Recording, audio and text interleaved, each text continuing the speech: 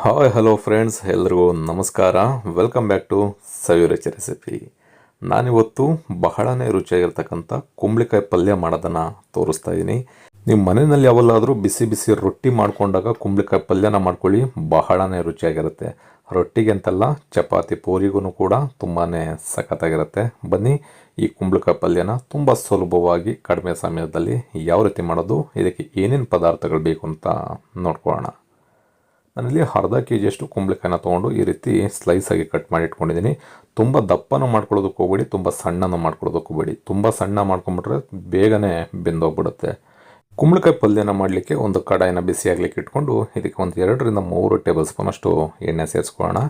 ಎಣ್ಣೆ ಚೆನ್ನಾಗಿ ಬಿಸಿ ಆದಮೇಲೆ 1 ಟೀ ಸ್ಪೂನಷ್ಟು ಸಾಸಿವೆನ ಸೇರಿಸ್ಕೊಳ್ತಾ ಇದ್ದೀನಿ. ಸಾಸಿವೆ ಸ್ವಲ್ಪ ಎಣ್ಣೆಯಲ್ಲಿ ಚಿಟಪಟ ಅಂತ ಸಿಡಿಬೇಕು. ಅದಾದ ನಂತರ ಒಂದು 3-4 ಹಸಿಮೆಣಸಿನಕಾಯಿನ ಮಧ್ಯಕ್ಕೆ ಸೀಳಿ ಸೇರಿಸ್ಕೊಳ್ಳೋಣ.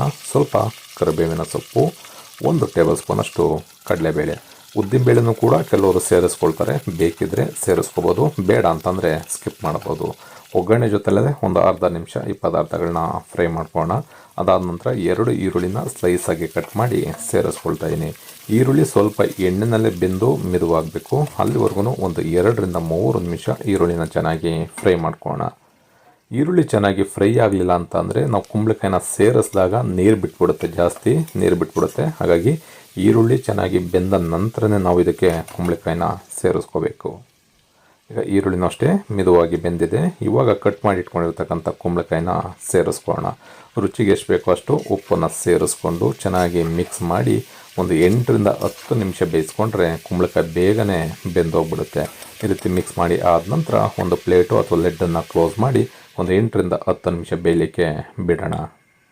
ಈ ರೀತಿ ಬೇಯಿಸಬೇಕಾದ್ರೆ ಮಧ್ಯೆ 1-2 ಬಾರಿ ಮಿಕ್ಸ್ ಮಾಡಿಕೊಂಡು ಬೇಯಿಸ್ಕೋಬೇಕಾಗತ್ತೆ. ಏಕೆಂದರೆ ಕುಂಬಳಕಾಯಿ ಪಲ್ಯಕ್ಕೆ ಯಾವುದೇ ರೀತಿ ನೀರನ್ನು ಸೇರಿಸ್ತಾ ಇರೋದ್ರಿಂದ ಒಂದೇ ಕಡೆ ಉರಿತಾಗ್ತಾಯಿದ್ರೆ ತಳ ಹಿಡಿದ್ಬಿಡುತ್ತೆ. ಹಾಗಾಗಿ ಚೆನ್ನಾಗಿ ಮಿಕ್ಸ್ ಮಾಡ್ಕೊಳ್ತಾ ಒಂದು 2-3 ಬಾರಿ ಮಿಕ್ಸ್ ಮಾಡಿ ಒಂದು 8-10 ನಿಮಿಷ ಬೇಯಿಸ್ಕೊಳ್ಳಿ.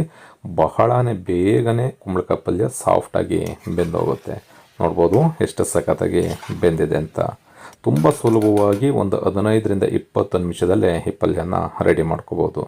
ಬೆಂದಿದೆಯೋ ಇಲ್ವೋ ಅಂತ ಈ ರೀತಿ ಒಂದು ಪೀಸನ್ನು ತೊಗೊಂಡು ನೀವು ಪ್ರೆಸ್ ಮಾಡಿದ್ರೆ ಸಾಕು, ಬೆಂದಿದ್ರೆ ಅದು ಬೇಗನೆ ಕಟ್ಟಾಗ್ಬಿಡುತ್ತೆ.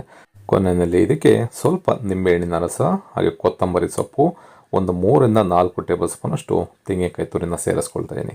ನಿಂಬೆಹಣ್ಣನ್ನು ಸೇರಿಸೋದ್ರಿಂದ ನಿಮಗೆ ಕುಂಬಳಕಾಯಿ ಸಿಹಿ ಅಂಶ ಬಂದಿರುತ್ತೆ, ಆ ಸಿಹಿ ಅಂಶನ ಸ್ವಲ್ಪ ಅವಾಯ್ಡ್ ಮಾಡುತ್ತೆ, ತಿನ್ನೋದಕ್ಕೆ ಬಹಳ ರುಚಿಯಾಗಿರುತ್ತೆ. ಈ ರೀತಿ ತೆಂಗಿನಕಾಯಿನ ಕೊನೆಯಲ್ಲಿ ಸೇರಿಸ್ಕೊಂಡು ಮಿಕ್ಸ್ ಮಾಡಿಕೊಂಡ್ರೆ ಬಹಳ ರುಚಿಯಾಗಿರ್ತಕ್ಕಂಥ ಕುಂಬಳಕಾಯಿ ಪಲ್ಯ ರೆಡಿ ಆಗುತ್ತೆ. ನೋಡಿದ್ರಲ್ಲ, ತುಂಬಾ ಸುಲಭವಾಗಿ ಮಾಡೋದನ್ನು ತೋರಿಸಿದ್ದೀನಿ. ಈ ರೆಸಿಪಿ ನಿಮಗೆ ಇಷ್ಟ ಆಯಿತು ಅಂತ ಅಂದ್ಕೊಳ್ತೀನಿ. ಇಷ್ಟ ಆಗಿದರೆ ಆದಷ್ಟು ಜನಕ್ಕೆ ಶೇರ್ ಮಾಡಿ. ಇನ್ನೂ ನಮ್ಮ ಚಾನಲ್ನ ಸಬ್ಸ್ಕ್ರೈಬ್ ಮಾಡ್ಕೊಂಡಿಲ್ಲ ಅಂತಂದರೆ ಸಬ್ಸ್ಕ್ರೈಬ್ ಮಾಡ್ಕೊಳ್ಳಿ. ಪಕ್ಕದಲ್ಲಿರ್ತಕ್ಕಂಥ ಬೆಲ್ ಬಟನ್ನ ಪ್ರೆಸ್ ಮಾಡಿ. ಫೇಸ್ಬುಕ್ಕಲ್ಲಿ ನೋಡ್ತಾ ಇರ್ತಕ್ಕಂಥವ್ರು ನಮ್ಮ ಸವಿರುಚಿ ರೆಸಿಪಿ ಫೇಸ್ಬುಕ್ ಪೇಜ್ ಇದೆ, ಅದನ್ನು ಕೂಡ ಫಾಲೋ ಮಾಡಿ. ಮರಿದೇನೆ ನೀವು ಕೂಡ ಈ ಪಲ್ಯ ರೆಸಿಪಿನ ಒಂದು ಸಲ ಮನೆಯಲ್ಲಿ ಟ್ರೈ ಮಾಡಿ ಹೇಗಿತ್ತು ಅನ್ನೋದನ್ನು ಕಮೆಂಟ್ ಮಾಡಿ ತಿಳಿಸಿ. Thank you.